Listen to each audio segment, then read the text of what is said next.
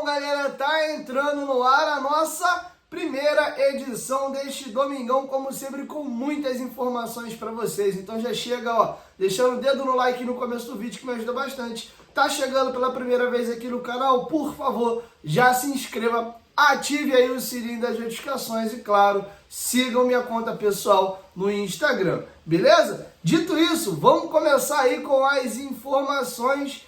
Nós temos uma situação bem legal. O futebol feminino do Vasco ontem foi campeão da terceira divisão e agora ascende à segundona da elite nacional do futebol feminino. A modalidade que ficou abandonada aí pela gestão anterior, já na primeira temporada agora sob a gestão do Pedrinho, bate campeã da terceira divisão. Inclusive os jogadores do elenco profissional estavam no hotel em Chapecó assistindo a final. Jogo de ida, o Vasco venceu o Paysandu por 2-1. Agora o jogo da volta 0-0 e as meninas da Colina garantiram o troféu e o acesso para a segunda divisão. É muito pouco para a história do Vasco. O Vasco, inclusive, que é campeão de alguns torneios importantes na modalidade, inclusive tendo revelado a Marta para o futebol, mas tudo no seu devido tempo, né? Então, parabéns às meninas aí, que seja o ressurgimento também de um grande futebol feminino no Vasco da Gama. Parabéns às meninas aí por esse brilho, né? A gente chama de brilho, é troféu, né? Por esse brilho aí levando para São Januário, tá bom? Beijão para cada uma de vocês, sucesso aí nas suas trajetórias.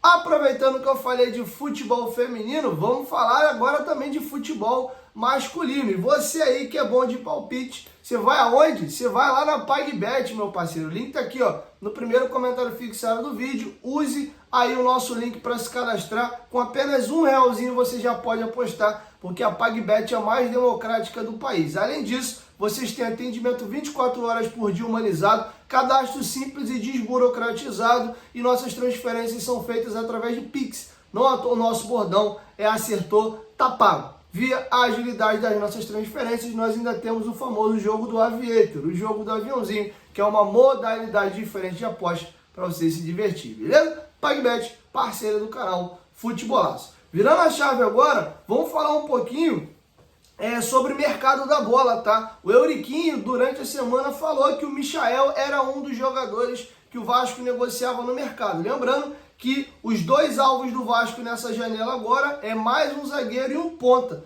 tá? E o Michael se enquadraria no perfil de ponta. E tem uma informação importante que saiu hoje, é que o Michael acertou a sua rescisão de contrato com o Al Hilal. Ele tinha contrato com o Al Hilal até junho de 2025 e o Al Hilal está precisando liberar vaga de estrangeiro para inscrever o Neymar. Então o Michael sairia, entraria o Neymar na inscrição do campeonato, tá bom? Tomara que o Michael seja de fato contratado, é um baita de um jogador, tem 28 anos de idade, na minha opinião foi o melhor jogador do Flamengo na temporada 2021, 2020 após chegar do Goiás ele não conseguiu performar e teve problema de depressão no Flamengo, tem uma entrevista muito marcante que ele até fala que chegou a pensar em suicídio, mas ele teve esse abraço, esse cuidado, em 21 ele deslanchou e foi bem demais com a camisa do nosso arquirrival. Seria um baita de um reforço, jogador de primeira prateleira, tomara, cara, mas eu acho que é um jogador que a galera vai se estapear no mercado,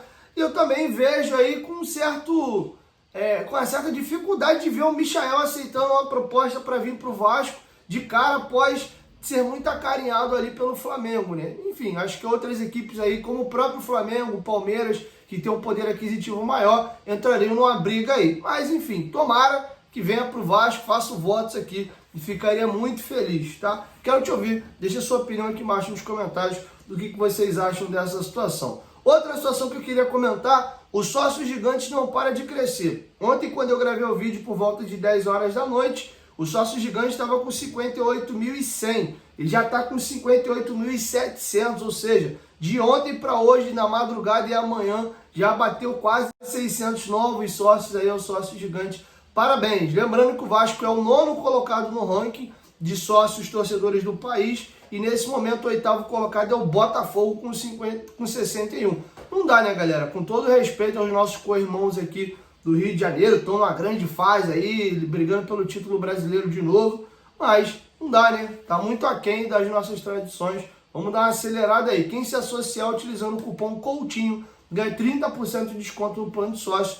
Corra lá e faça o seu sócio gigante. Beleza? Outra situação que eu queria trazer para os senhores o GE fez uma matéria curtinha falando do nosso novo CEO. Pouco foi falado, mas o Carlos Amodeu é o nosso novo CEO e o GE pegou duas situações interessantes aqui para poder falar. Quais são, Dieguinho? O desgaste que fez com que ele saísse do Curitiba agora, o Curitiba que é SAF, e a reestruturação absurda, tanto financeira, inclusive com muitos títulos que ele teve no Grêmio. Foi eleito 2 vezes o melhor CEO do Brasil. Então, tem os dois lados da moeda. Vamos entender a passagem do Carlos Amodeu no Curitiba, que foi seu último clube, e no Grêmio. Tá bem curtinho aqui, eu vou ler para vocês. A passagem mais recente do advogado por um clube foi conturbada. Ele saiu do Curitiba no dia 2 de julho em decisão conjunta com a Tricorp Investimentos, dona de 90% das ações da SAF do Curitiba. O CEO vinha de um desgaste interno nos últimos meses. Ele ficou 1 ano lá. Um dos motivos foi a falta de resultados de expressão em meio a promessas e o tão falado protagonismo não alcançado. A dona da SAF avaliou como ruim a montagem do elenco. As decisões do futebol estavam nas mãos do CEO até a contratação de William Tomás como diretor executivo e head esportivo. Criticado pela torcida, o novo dirigente do Vasco se afastou do futebol do Curitiba e perdeu força nos bastidores. Antes do Coxa, Amodeu teve passagem marcante pelo Grêmio, onde atuou por 5 anos. O executivo foi o responsável pela reestruturação financeira do tricolor e foi eleito o melhor CEO de clube do Brasil por 2 anos consecutivos. Durante sua gestão, o Grêmio foi campeão da Libertadores, da Copa Sul-Americana e 5 vezes campeão gaúcho. O CEO também presenciou o rebaixamento de 2021. Com o Amodeu, o clube teve superávit em boa parte da gestão do então presidente Romildo Bolzan. Mas em 2022, com a queda para a Série B, houve um déficit, tá bom? Então essa é um pouco da trajetória do Carlos Amodeu aí, que tem um período maravilhoso no Grêmio e um período bem ruim aí no Coritiba. O que me chamou a atenção é que como CEO ele foi muito bem na parte financeira aí, ou seja, cuidando de coisas internas. No Curitiba ele estava mais próximo aí do futebol e não deu muito certo. Experiência que nós acabamos de viver com o Lúcio Barbosa e vivemos também com o Luiz Melo. CEO tem que cuidar de planilha, gerir, contratar e observar a parte formal e administrativa da coisa. Tem que ter alguém com expertise em futebol para tocar o negócio, tá? Então deixar clube de futebol na mão de administrador, gente que está acostumado com finanças e outras coisas, é complicado. Futebol é para estar na mão de quem entende de futebol. Então tomara que o Amodeu chegue e faça um bom trabalho aí, fora das 4 linhas e fique até com a distância do futebol. Beleza? Para finalizar, vamos aqui às prováveis escalações de Vasco da Gama e Grêmio ou de Grêmio e Vasco da Gama. Antes, sobre a partida, queria dar 2 informações. O Vasco não vence o Grêmio lá no Rio Grande do Sul desde 2006, tá? Desde o Campeonato Brasileiro, inclusive de pontos corridos, bem no seu iniciozinho que foi em 2003, o Vasco não sabe o que é vencer o Grêmio. Detalhe, o Vasco não pontua, ou seja, sequer rouba um pontinho do Grêmio jogando como visitante desde 2012, tá? Lembrando que os 2 últimos timaços que o Vasco teve, que foi 2011 e 12, mesmo com aquelas 2 equipes, o Vasco não conseguiu vencer o Grêmio no Rio Grande do Sul. Tem um detalhe importante, que o jogo não é na Arena do Grêmio, o jogo é em Santa Catarina, na Arena Chapecó. Apesar do mando ser do Grêmio, é um jogo em campo neutro, tá? Apesar de ter mais torcedores do Grêmio, provavelmente ali pelo mando ser do Grêmio, mas não é na casa do Grêmio. Então é um jogo, podemos dizer, com campo neutro, tá? Então, quem sabe, não quebramos aí essa escrita com relação à partida. Outra informação importante, olho nos pendurados, tá? Tem muitos pendurados que não foram relacionados, então não preocupa muito. Porém, tem 3 peças-chave desse time do Vasco que estão pendurados, tomando cartão, ficam de fora contra o jogo do Red Bull Bragantino no próximo final de semana. Os pendurados são João Vitor, esse está lesionado, não vai jogar, não preocupa. Paulo Henrique, que é o segundo maior ladrão de bolas do Campeonato Brasileiro, tá voando o nosso PH, tá pendurado. O Vitor Luiz também tá pendurado, mas não foi relacionado. O Hugo Moura e o Matheus Carvalho, a nossa dupla de volante, ambos pendurados. Se ambos tomarem o cartão, a gente vai com a dupla de volante reserva contra o Red Bull E você pode ver aí o Souza tendo a sua primeira oportunidade, ou caso não tenha condição de iniciar ainda uma partida, Esforza e Galdames. Tá bom para vocês? Essa duplinha contra o Red Bull, o time mais jovem do Campeonato Brasileiro? Arrepiou a espinha, né?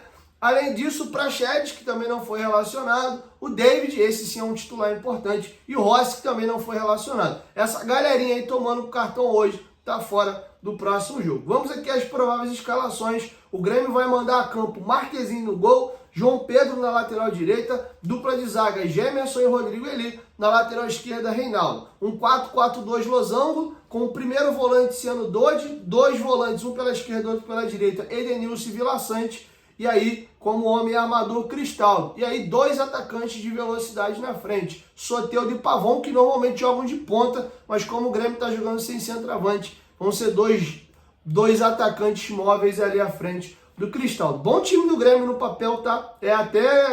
Não condiz com a condição de tabela que o Grêmio tem hoje. O Vasco vai a campo com Léo Jardim, Paulo Henrique na lateral, Maicon e Léo na zaga, Lucas Piton na lateral esquerda. Matheus Carvalho e Hugo Moura na frente da zaga e uma linha de meio-campistas, com Coutinho sendo esse meia central, David na esquerda, Emerson Rodrigues na direita, Verratti na frente. Lembrando que o Adson não viajou, tá poupado aí, tá bom? Então esses são os prováveis times. Sobre o Grêmio tem alguns desfalques e eu vou trazer para vocês aqui, tá? O Jeromel tá suspenso, tomou o terceiro cartão amarelo. O André Henrique e o Diego Costa estão lesionados. O Rodrigo Caio e o Gustavo Martins foram poupados aí com desconforto na coxa. Então esses jogadores estão fora do duelo de logo mais, tá bom? Então é isso. Deixa a sua opinião aqui embaixo nos comentários sobre tudo que a gente discutiu nesse vídeo. E vai lá na PagBet, faz sua fezinha no link do primeiro comentário fixado. Por enquanto, só não está funcionando as bets no Rio de Janeiro. É um problema interno aí, mas todos os demais estados, à exceção do Rio de Janeiro, você está podendo fazer suas apostas normalmente, beleza? Então é isso. 1, 2, 3, futebolaço. Tamo junto, família. Qualquer momento, de volta nós tamo junto. Valeu!